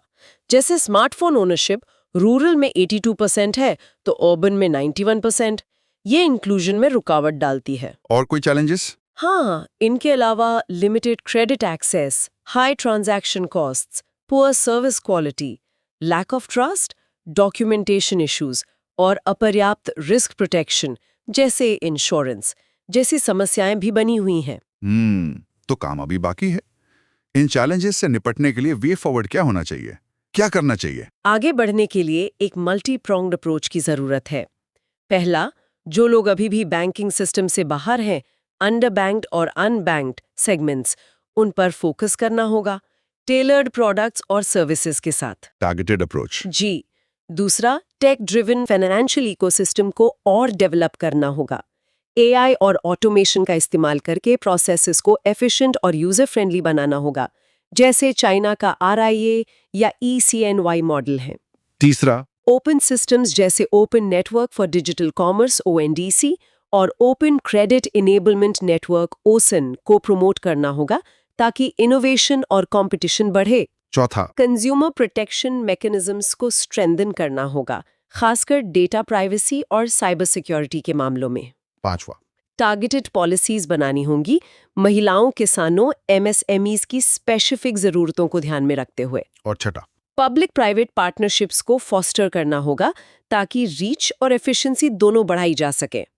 मेरा मानना है कि इन चैलेंजेस को एड्रेस करके और जो सक्सेसफुल स्ट्रैटेजीज रही हैं उन्हें इंटीग्रेट करके इंडिया फाइनेंशियल इंक्लूजन को और गहरा कर सकता है, लोगों की आर्थिक रेजिलियंस बढ़ा सकता है और इंक्लूसिव फाइनेंस के क्षेत्र में एक ग्लोबल लीडर बन सकता है। बिल्कुल, पोटेंशियल तो बहुत है। अगला महत्वपूर्ण माइलस्टोन है डिजिटल इंडिया मिशन का, जिसने हाल ही में अपने 10 साल पूरे किए हैं। 10 साल। Let's unpack this journey. जी, डिजिटल इंडिया मिशन 1 जुलाई 2015 को लॉन्च किया गया था। नोडल मिनिस्ट्री कौन सी है इसकी? इसकी नोडल मिनिस्ट्री है ministry of electronics and information technology. इसका मुख्य उद्देश्य था इंडिया को एक डिजिटली एम्पावर्ड सोसाइटी और नॉलेज इकोनॉमी में बदलना। Digitally empowered society and knowledge economy. हाँ, ये एक तरह का अम्ब्रेला प्रोग्राम है जिसके तहत सरकार की विभिन्न गवर्नेंस इनिशिएटिव्स को एक साथ लाया गया और इसमें public private partnerships PPP model को प्राथमिकता दी गई। इसकी कोर ऑब्जेक्टिव्स क्या थे? इसके कोर ऑब्जेक्टिव्स थे हर नागरिक तक डिजिटल एक्सेस पहुंचाना, डिजिटल इंक्लूजन और एम्पावरमेंट इंश्योर करना, डिजिटल डिवाइड को पाटना और सरकारी सेवाओं को इलेक्ट्रॉनिकली उपलब्ध कराना, मतलब governments and services on demand. इस मिशन का विजन किन की एरियाज पर सेंटर्ड था? इसके पिलर्स क्या थे? इसका विजन मुख्य रूप से 3 की एरियाज पर आधारित था। पहला, digital infrastructure as a utility to every citizen, मतलब डिजिटल इंफ्रा एक बेसिक यूटिलिटी। हाँ, दूसरा, governance and services on demand, यानी शासन और सरकारी सेवाएं लोगों को उनकी मांग पर ऑनलाइन मिल सकें। और तीसरा, डिजिटल एम्पावरमेंट ऑफ सिटीजन्स, यानी नागरिकों को डिजिटली लिटरेट और केपेबल बनाना। और 9 पिलर्स। इस विजन को साकार करने के लिए 9 पिलर्स ऑफ ग्रोथ तय किए गए थे। 1. Broadband highways, 2. Universal access to mobile connectivity, 3. Public internet access programme, 4. E governance reforming government through technology, 5. ई-क्रांति electronic delivery of services, 6. Information for all, 7. Electronics manufacturing. Electronics manufacturing का टारगेट क्या था? Target था net zero imports हासिल करना। 8. IT for jobs और 9. Early harvest programmes, जिनमें कुछ क्विक इम्पैक्ट प्रोजेक्ट्स शामिल थे। तो 10 सालों में इस मिशन की अचीवमेंट्स क्या रही हैं? क्या हासिल हुआ है? अचीवमेंट्स काफी उल्लेखनीय रही हैं। डिजिटल इकोनॉमी के लिहाज से देखें तो state of India is digital economy report 2024 के अनुसार इंडिया ग्लोबली 3rd रैंक पर है। 3rd rank globally? जी, और उम्मीद है कि 2030 तक डिजिटल इकोनॉमी देश की GDP में 20% कंट्रीब्यूट करेगी। 20% ऑफ GDP? वाओ, कनेक्टिविटी में क्या हुआ? कनेक्टिविटी की बात करें तो 2014 से 2024 के बीच इंटरनेट कनेक्शंस में 250% की बढ़ोतरी हुई है। 285% इंक्रीज। हाँ, और डेटा कॉस्ट अभूतपूर्व रूप से कम हुए हैं। 308 रुपए प्रति जीबी से घटकर 9 रुपए 34 पैसे प्रति जीबी रह गए हैं। 308 से 9 रुपए, ये तो क्रांति है। फाइनेंशियल इंक्लूजन में India real time digital payments में ग्लोबल लीडर है। दुनिया के 49% रियल टाइम ट्रांजैक्शंस 2023 में भारत में हुए, लगभग आधा दुनिया का। जी। और डायरेक्ट बेनिफिट्स ट्रांसफर डीबीटी के जरिए मई 2025 तक 44 लाख करोड़ से ज्यादा सीधे लाभार्थियों के खातों में ट्रांसफर किए गए हैं, जिससे लीकेज रुकी है। 44 लाख करोड़ डीबीटी से। इंक्लूसिविटी और लैंग्वेज एक्सेस के लिए क्या हुआ? उसके लिए भाषिणी जैसी इनिशिएटिव्स शुरू की गई हैं। भाषिणी? हाँ, ये एआई मॉडल्स का इस्तेमाल करके 30 से ज्यादा भारतीय भाषाओं को सपोर्ट कर रही हैं और इन्हें IRCTC, NPCI जैसे प्लेटफॉर्म्स पर इंटीग्रेट किया जा रहा है। अच्छा, मतलब लैंग्वेज बैरियर कम होगा। अचीवमेंट्स तो हैं, लेकिन चैलेंजेस भी जरूर होंगे जो अभी फेस हो रहे हैं 10 साल बाद भी। हाँ, चैलेंजेस भी महत्वपूर्ण है। पहला, डिजिटल लिटरेसी गैप। ऑक्सफैम 2022 की रिपोर्ट के अनुसार भारत में सिर्फ 38% हाउस होल्ड्स ही डिजिटली लिटरेट हैं। सिर्फ 38%? हाँ, और रूरल 31% और अर्बन 67% एरियाज के बीच डिजिटल यूसेज में बड़ा अंतर है। दूसरा challenge, poor connectivity and broadband quality. कई इलाकों में अभी भी रिलायबल इंटरनेट एक्सेस नहीं है और भारत में ब्रॉडबैंड की परिभाषा 2 Mbps भी ग्लोबल स्टैंडर्ड्स जो 25 Mbps प्लस है के मुकाबले आउटडेटेड है। हाँ, 2 Mbps तो आजकल कुछ भी नहीं होता। तीसरा, साइबर सिक्योरिटी रिस्क्स। जैसे जैसे डिजिटलाइजेशन बढ़ा है, साइबर थ्रेट्स भी बढ़े हैं। भारत का साइबर सिक्योरिटी फ्रेमवर्क अभी भी अपर्याप्त माना जाता है। IBM के अनुसार 2025 में भारत में एवरेज डेटा ब्रीच की कॉस्ट 220 मिलियन तक पहुंच सकती है। 220 मिलियन पर ब्रीच, ये तो बहुत खतरनाक है। चौथा challenge, health care digitization gaps. National digital health mission NDHM और ई-संजीवनी जैसी पहलों को वीक इंफ्रास्ट्रक्चर और डिजिटल लिटरेसी की कमी के कारण पूरी क्षमता से लागू करने में दिक्कतें आ रही हैं। कोविन प्लेटफॉर्म के साथ भी एक्सक्लूजन इश्यूज सामने आए थे। तो इन चैलेंजेस को देखते हुए वे हेड क्या है? आगे क्या करने की जरूरत है? आगे के लिए कुछ कदम सुझाए गए हैं। पहला, यूनिवर्सल ब्रॉडबैंड एक्सेस सुनिश्चित करना। इसके लिए भारत नेट फेज 2 प्रोजेक्ट को फास्ट ट्रैक करने की जरूरत है। दूसरा, क्वालिटी ऑफ सर्विस इंप्रूव करना। इसके लिए efficient spectrum allocation, network infrastructure upgrades और अफोर्डेबल डिवाइसेस डेटा प्लान्स जरूरी हैं। तीसरा, ई सर्विसेज का दायरा बढ़ाना और उन्हें स्टैंडर्डाइज करना। मीटी द्वारा रेगुलर ऑडिट्स करके डिलीवरी स्टैंडर्ड्स को इम्प्रूव किया जा सकता है। चौथा, साइबर सिक्योरिटी को स्ट्रेंथन करना। एक कॉम्प्रिहेंसिव लीगल फ्रेमवर्क बनाना, डेडिकेटेड रिस्पॉन्स टीम्स गठित करना और R&D में निवेश करना होगा। और पांचवा, डिजिटल लिटरेसी एंड स्किल्स को बूस्ट करना। स्कूल कॉलेज करिकुलम में डिजिटल स्किल्स इंटीग्रेट करना, national digital literacy mission NDLM जैसे कार्यक्रमों को एक्सपैंड करना और साइबर सिक्योरिटी अवेयरनेस फैलाना होगा। इन कदमों से डिजिटल इंडिया मिशन अपने लक्ष्यों को और प्रभावी ढंग से हासिल कर पाएगा। सही है, कंटिन्यूअस एफर्ट चाहिए होगा। अब बात करते हैं इंटेलेक्चुअल प्रॉपर्टी राइट्स IPR की। एक दिलचस्प ट्रेंड देखने को मिला है पिछले 5 सालों में। इंडिया में IP फाइलिंग्स में 44% की बढ़ोतरी हुई है। जी हाँ, और खासकर ज्योग्राफिकल इंडिकेशंस GIs के रजिस्ट्रेशन में तो 380% का जबरदस्त सर्ज आया। ये कैसे हुआ? And procedural simplification. सरकार ने IPR फाइलिंग और एग्जामिनेशन प्रोसेस को काफी सरल बनाया है। जैसे पेटेंट एग्जामिनेशन का टाइमलाइन 48 महीने से घटाकर 31 महीने कर दिया गया है। ई-सबमिशन मैंडेटरी कर दिया गया है। अच्छा, प्रोसेस आसान हुई है। दूसरा, modernization of IP offices.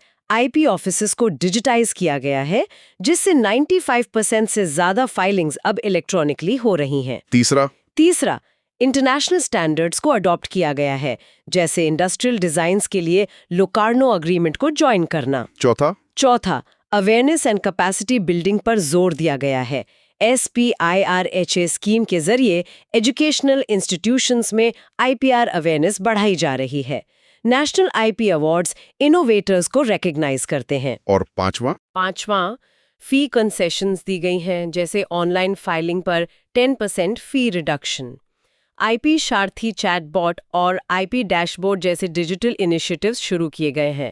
Examination process में AI/ML का इस्तेमाल भी शुरू हो गया है। अच्छा, मतलब ईज ऑफ डूइंग बिजनेस बढ़ा है आईपीआर में भी। सामान्य समझ के लिए ये आईपीआर होते क्या हैं और भारत में कितने तरह के आईपीआर्स को मान्यता प्राप्त है? देखिए, आईपीआर यानी इंटेलेक्चुअल प्रॉपर्टी राइट्स। ये वो अधिकार हैं जो क्रिएटर्स को उनके दिमाग की उपज, मतलब क्रिएशंस ऑफ द माइंड, पर दिए जाते हैं। ये आमतौर पर एक निश्चित अवधि के लिए एक्सक्लूसिव यूज का अधिकार देते हैं। कितने तरह के होते हैं ये भारत में? भारत का IPR policy management IPRPM framework मुख्य रूप से 8 तरह के आईपीआर्स को कवर करता है। 8 टाइप्स? जी। और कौन कौन से? 1 पेटेंट्स, नए आविष्कारों के लिए। 2 ट्रेडमार्क्स, ब्रांड नाम या लोगो के लिए। 3 इंडस्ट्रियल डिजाइन्स, उत्पाद के बाहरी रूप या डिजाइन के लिए। 4 कॉपीराइट्स, साहित्य, कलात्मक कार्यों, संगीत, फिल्मों के लिए। 5 GIS, किसी विशेष भौगोलिक क्षेत्र से जुड़े उत्पाद की पहचान के लिए, जैसे दार्जिलिंग चाय या बनारसी साड़ी। जी। 6 semiconductor integrated circuit layout design, SICLD, electronic chips के डिजाइन के लिए। 7 ट्रेड सीक्रेट, गोपनीय व्यावसायिक जानकारी के लिए। और 8 प्लांट वैरायटीज, पौधों की नई किस्मों के लिए। अच्छा, 8 टाइप्स हैं। इनका एडमिनिस्ट्रेशन कौन करता है? इनका एडमिनिस्ट्रेशन मुख्य रूप से controller general of patents, designs and trademarks CGPDTM द्वारा किया जाता है। ये department for promotion of industry and internal trade DIPP ministry of commerce के अंडर आता है। सभी का? नहीं, कुछ एक्सेप्शंस है, जैसे लेआउट डिजाइन एक्ट को ministry of electronics and information technology MITI administer करती है, और प्लांट वैरायटी एक्ट को मिनिस्ट्री ऑफ एग्रीकल्चर एडमिनिस्टर करती है। इन सभी आईपीआर्स के लिए अलग अलग कानून हैं जो उनकी प्रोटेक्शन टर्म, मतलब कितने समय तक अधिकार रहेगा, वो भी निर्धारित करते हैं। और टर्म कितना होता है, संक्षेप में बता सकती हैं? संक्षेप में देखें तो GI एक्ट 1999 के तहत टर्म 10 साल का होता है, जिसे 10-10 साल के लिए रिन्यू किया जा सकता है। डिजाइन एक्ट 2000 में टर्म 10 साल प्लस 5 साल का एक्सटेंशन मिलता है। पेटेंट्स एक्ट 1970 में टर्म 20 साल का होता है। कॉपीराइट्स का? कॉपीराइट्स एक्ट 1957 में टर्म ऑथर की मृत्यु के बाद 60 साल तक रहता है। प्रोड्यूसर्स के लिए 60 साल और परफॉर्मर्स के लिए 50 साल। ट्रेडमार्क्स? ट्रेडमार्क्स एक्ट 1999 में टर्म 10 साल का होता है, जिसे 10-10 साल के लिए रिन्यू किया जा सकता है। SICLD एक्ट 2000 में टर्म 10 साल का है। ट्रेड सीक्रेट का? ट्रेड सीक्रेट के लिए कोई स्पेसिफिक कानून नहीं है, इसे कॉमन लॉ अप्रोच जैसे कॉन्ट्रैक्ट एक्ट के तहत प्रोटेक्ट किया जाता है, और इसकी अवधि तब तक रहती है जब तक कॉन्फिडेंशियलिटी बनी रहे। और plant varieties? Protection of plant varieties and farmers rights act PPVFRA 2001 के तहत टर्म 6 से 10 साल का होता है, वैरायटी के आधार पर। ठीक है, सबके टर्म अलग अलग हैं। इस आईपी फाइलिंग्स में ग्रोथ का सिग्निफिकेंस क्या है? इससे देश को क्या फायदा है? इस ग्रोथ के कई पॉजिटिव इम्प्लीकेशंस हैं। इकोनॉमिक इम्पैक्ट तो सीधा है। स्टडीज बताती हैं कि आईपीआर प्रोटेक्शन में 1% की वृद्धि फॉरेन डायरेक्ट इन्वेस्टमेंट FDI को ट्रेडमार्क के लिए 3.8%, पेटेंट के लिए 2.8% और कॉपीराइट के लिए 6.8% तक बढ़ा सकती है। FDI बढ़ता है? जी। दूसरा, ये देश के बढ़ते स्टार्टअप इकोसिस्टम के साथ अलाइन करता है। मार्च 2024 तक भारत में 1.25 लाख से ज्यादा रिकॉग्नाइज्ड स्टार्टअप्स थे। मजबूत आईपीआर रिजीम उन्हें अपने इनोवेशंस को प्रोटेक्ट करने में मदद करता है। स्टार्टअप्स के लिए इंपॉर्टेंट है। तीसरा, इससे भारत की ग्लोबल कम्पेटिटिवनेस बढ़ती है। हम सिर्फ टेक्नोलॉजी अडॉप्टर नहीं, बल्कि इनोवेशन प्रोड्यूसर के रूप में उभर रहे हैं। इनोवेशन प्रोड्यूसर, हाँ। चौथा, ये डाइवर्सिटी एंड इंक्लूसिविटी को भी प्रमोट कर रहा है। उदाहरण के लिए, वुमेन पेटेंट फाइलर्स का शेयर 2021 में 10.2% से बढ़कर 2022 में 11.6% हो गया। ये भी अच्छी बात है।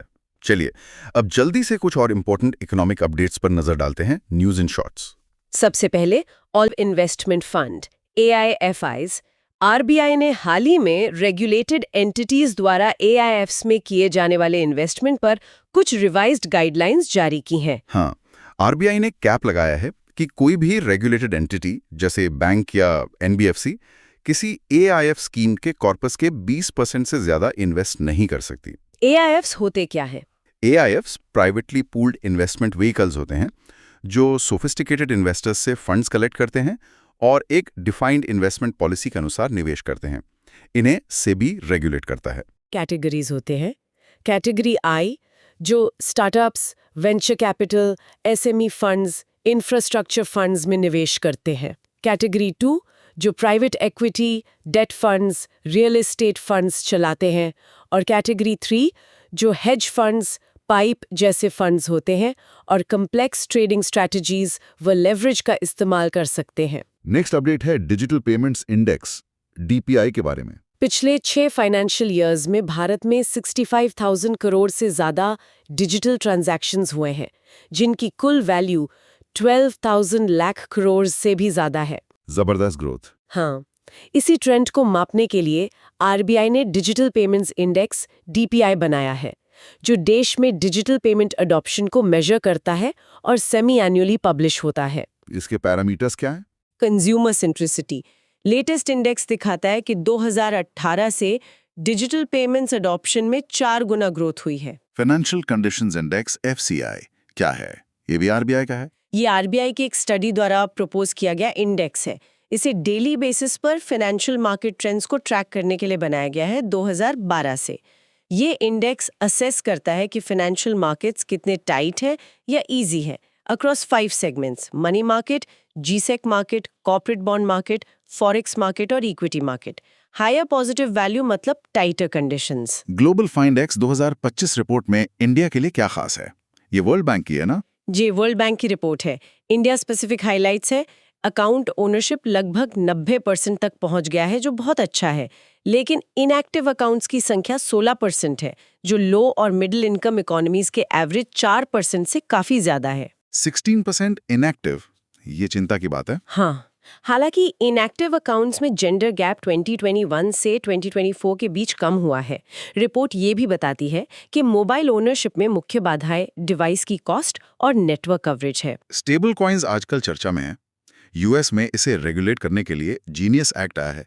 ये हैं क्या? स्टेबल कॉइन्स एक तरह की क्रिप्टो करेंसी होती हैं जिनकी वैल्यू किसी रियल वर्ल्ड एसेट जैसे US डॉलर या गोल्ड से लिंक्ड होती है, जैसे टेथर या USD कॉइन। अच्छा, इनकी वैल्यू स्टेबल रहती है। हाँ, दूसरी क्रिप्टोज के मुकाबले ज्यादा स्टेबल रहती है एसेट लिंकेज के कारण।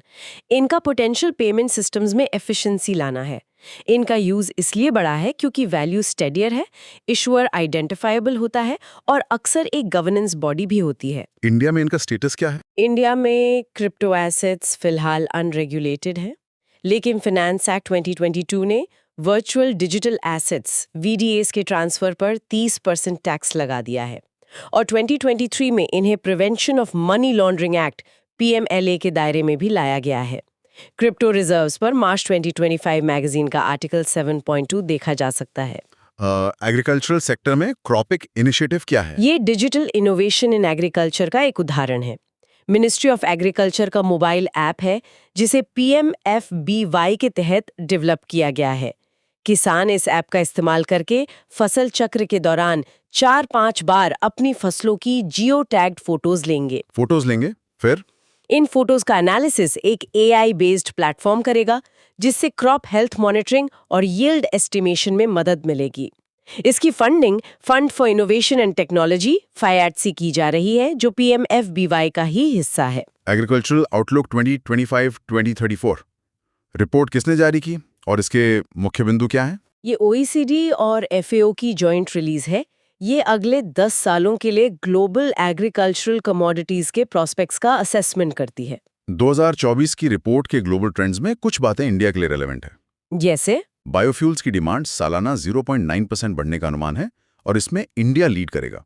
कॉटन का ग्लोबल यूज बढ़ने का अनुमान है और इंडिया जल्द ही चाइना को ओवरटेक करके दुनिया का टॉप कॉटन प्रोड्यूसर बन सकता है। Offshore areas atomic minerals operating right rules 2025 क्या है? ये नया है। हाँ, ये रूल्स हाल ही में ऑफशोर एरियाज मिनरल एक्ट 2002 के तहत नोटिफाई किए गए हैं। इनका ऑब्जेक्टिव भारत के ऑफशोर एरियाज मतलब समुद्री क्षेत्रों में पाए जाने वाले एटॉमिक मिनरल्स जैसे यूरेनियम, थोरियम के एक्सप्लोरेशन और माइनिंग को रेगुलेट करना है। कब लागू होंगे ये रूल्स? ये रूल्स तब लागू होंगे जब इन मिनरल्स की कॉन्सेंट्रेशन एक मिनिमम प्रिस्क्राइब्ड लेवल से ज्यादा होगी। लाइसेंस या लीज सिर्फ गवर्नमेंट नॉमिनेटेड एंटिटीज को ही मिलेगा, फॉरेन एंटिटीज को प्रायर अप्रूवल लेनी होगी। इंडिया में एटॉमिक मिनरल्स कहाँ मिलते हैं? यूरेनियम के रिजर्व्स मुख्यतः झारखंड, आंध्र प्रदेश, राजस्थान में है।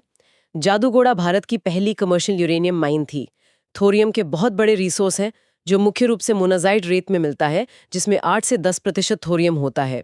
इसके रिजर्व्स केरला और उड़ीसा के बीच सैंड्स में पाए जाते हैं। ग्लोबल कैपेबिलिटी सेंटर्स GCC क्या होते हैं और ये चर्चा में क्यों हैं? फाइनेंस मिनिस्टर ने कुछ कहा है शायद। जी, फाइनेंस मिनिस्टर ने हाल ही में इंडिया में GCC सेटअप को बूस्ट देने की बात कही है। GCCs मूलतः ग्लोबल फर्म्स के ऑफशोर सेंटर्स होते हैं, जिन्हें कैप्टिव्स भी कहा जाता है। ये अपनी पेरेंट ऑर्गेनाइजेशन को IT support, R&D, finance, HR जैसी बैक ऑफिस और स्ट्रेटेजिक सर्विसेज प्रोवाइड करते हैं। इंडिया GCCs के लिए पॉपुलर क्यों है? इसके ड्राइवर्स हैं कॉस्ट एफिशिएंसी, डिजिटल और पॉलिसी रेडीनेस, विशाल टैलेंट पूल और बड़ा डोमेस्टिक मार्केट। स्टेटस क्या है इंडिया में GCCs का? इंडिया में 1800 से ज्यादा GCCs हैं, जो ग्लोबल टोटल का लगभग 50% है। यह देश की GVA में $68 बिलियन कंट्रीब्यूट करते हैं। टारगेट 2030 तक 150 to 200 बिलियन है। इनमें 2.16 मिलियन लोग एम्प्लॉयड हैं।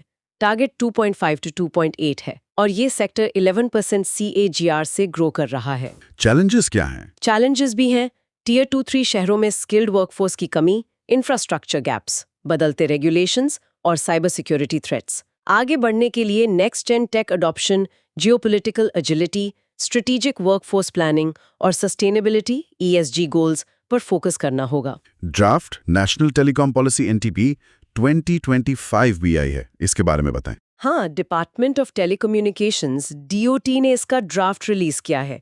ये मौजूदा national digital communications policy NDCP 2018 पर बिल्ड करती है और इमर्जिंग टेक्नोलॉजीज जैसे 5G, 6G, AI, IoT, cloud computing, big data को एड्रेस करती है। इसका विजन है Bharat a telecom product nation. NPT 2025 का ओवरऑल विजन और मिशन क्या है? ओवरऑल विजन भारत को एक डिजिटली एम्पावर्ड इकोनॉमी बनाना है। इसके मिशन में 6 स्ट्रेटेजिक मिशंस आउटलाइन किए गए हैं। Universal connectivity, fostering innovation, promoting domestic manufacturing, ensuring a secure network, enhancing ease of living and business, और promoting sustainable telecom practices. AIIMS क्या हैं इसके? एम्स है सभी के लिए कनेक्टिविटी, टेलीकॉम सेक्टर का GDP कंट्रीब्यूशन डबल करना, सालाना 1 लाख करोड़ रुपए का इन्वेस्टमेंट अट्रैक्ट करना, 1 मिलियन नई जॉब्स क्रिएट करना, प्लस 1 मिलियन लोगों को रीस्किल करना, सिक्योर टेलीकॉम इंफ्रास्ट्रक्चर बनाना और सेक्टर का कार्बन फुटप्रिंट 30% तक कट करना। अंत में एल्यूमिनियम और कॉपर विजन डॉक्यूमेंट्स के बारे में भी बताएं, ये भी नए हैं। जी, गवर्नमेंट ने हाल ही में एल्यूमिनियम और कॉपर सेक्टर्स के लिए ये विजन डॉक्यूमेंट्स अनवील किए हैं। ये देश की लॉन्ग टर्म स्ट्रैटेजी आउटलाइन करते हैं ताकि बढ़ती डोमेस्टिक डिमांड को पूरा किया जा सके और इन क्रिटिकल मिनरल्स के लिए रॉ मटेरियल सिक्योरिटी इंश्योर की जा सके। कॉपर विजन क्या कहता है? कॉपर विजन डॉक्यूमेंट एंटिसिपेट करता है कि 2047 तक कॉपर की डिमांड 6 गुना बढ़ जाएगी और 2030 तक 5 million turns per annum MTPA की स्मेल्टिंग और रिफाइनिंग कैपेसिटी ऐड करने का प्लान है। और aluminium vision? Aluminium vision document का रोड मैप है 2047 तक एल्यूमिनियम प्रोडक्शन को 6 गुना स्केल अप करना और इसके लिए 150 MTPA की बॉक्साइट प्रोडक्शन कैपेसिटी का एम रखा गया है। ये मिलते कहाँ हैं इंडिया में? एल्यूमिनियम बॉक्साइट के रिजर्व्स और प्रोडक्शन में इंडिया में ओडिशा सबसे आगे है, जबकि दुनिया में चाइना लीड करता है। कॉपर के रिजर्व्स में इंडिया में राजस्थान सबसे आगे है, प्रोडक्शन में मध्य प्रदेश और दुनिया में चिले रिजर्व्स में सबसे आगे हैं।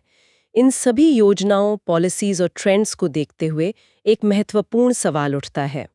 भारत अपनी विशाल डेमोग्राफिक डिविडेंड का पूरा लाभ उठाने और एक ट्रू नॉलेज इकोनॉमी बनने के लिए टेक्नोलॉजी के रैपिड एडवांसमेंट और ह्यूमन कैपिटल डेवलपमेंट के बीच सही संतुलन कैसे स्थापित कर सकता है ताकि विकास इंक्लूसिव और सस्टेनेबल हो। This raises an important question. ये था आज का audio book discussion from vision IAS monthly magazine. अगर आपको ये फॉर्मेट हेल्पफुल लगा तो इसे लाइक और शेयर जरूर करें ताकि और एस्पिरेंट्स भी बेनिफिट ले सकें, because god help those who help others. और सब्सक्राइब करें हमारे चैनल को, जहां आपको all NCERTs, current affairs, M Lakshmikanth, R S. Sharma, spectrum modern history और कई अन्य स्टैंडर्ड बुक्स की ऑडियो समरी मिलेंगी। हमारी कोशिश है कि आप कहीं भी कभी भी सुनकर अपनी तैयारी जारी रख सकें। मिलते हैं अगले एपिसोड में एक और इम्पॉर्टेंट टॉपिक के साथ। धन्यवाद और जय हिंद।